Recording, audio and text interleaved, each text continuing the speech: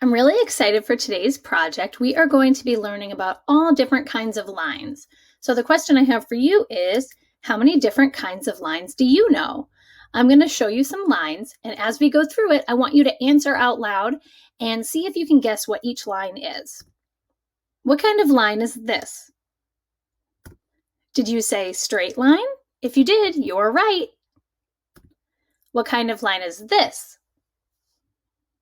It's a zigzag line. What kind of line is this? It's a wavy line, like the waves on the water. What kind of line is this? Dotted line. And what kind of line is this? This one sometimes has some different names. I like to call it a curly line.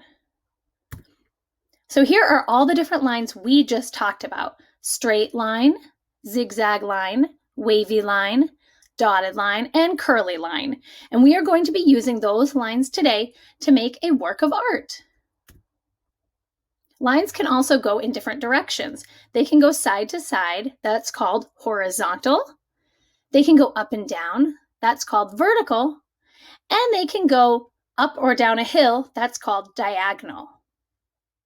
Now let's take all those lines we just talked about, along with some awesome art supplies like oil pastels and paint, and create a work of art that shows I can draw lines.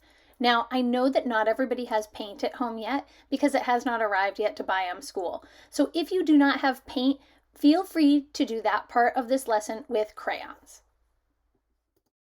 You can start by using a white piece of paper and grabbing your favorite oil pastel color and drawing your lines. I started with a zigzag, then a wavy line, then a straight line, a curly line, a dotted line, and then I'm going to add some spirals in too.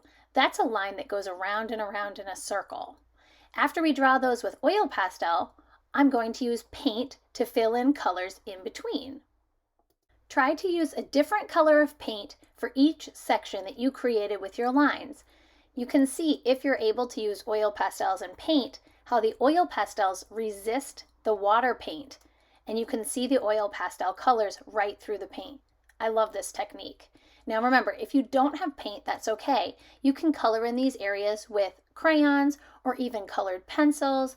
You can also use markers. Be creative when you do this project.